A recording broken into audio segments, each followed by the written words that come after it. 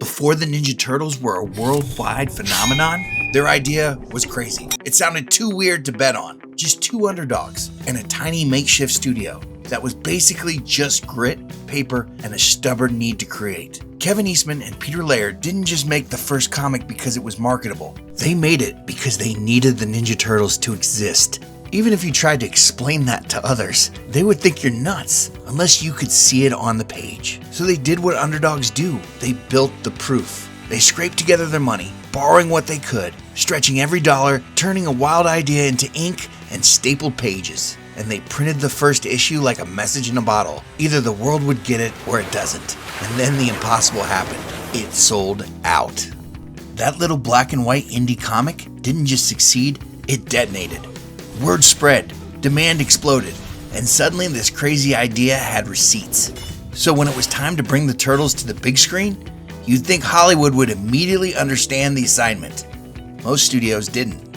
Major players paused, doubted, hesitated, because the Turtles were still too risky and too strange, still too unproven. But the Turtles were resilient and wasn't waiting for permission.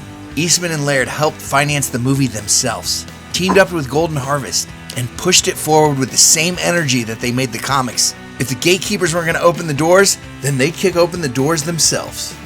So the team brought in a secret weapon, Jim Henson's Creature Shop.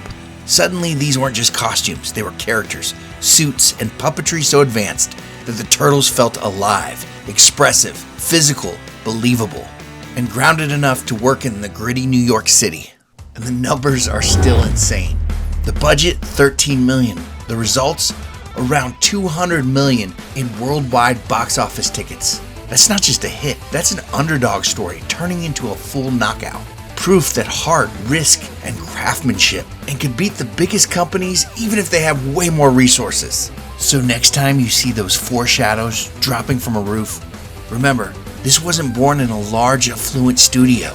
It was born in a tiny room where two creators refused to let crazy ideas die unmade. Because sometimes the only way to be understood is to create the thing people said shouldn't even exist. Hey, like, comment, and subscribe. We've got more content coming your way.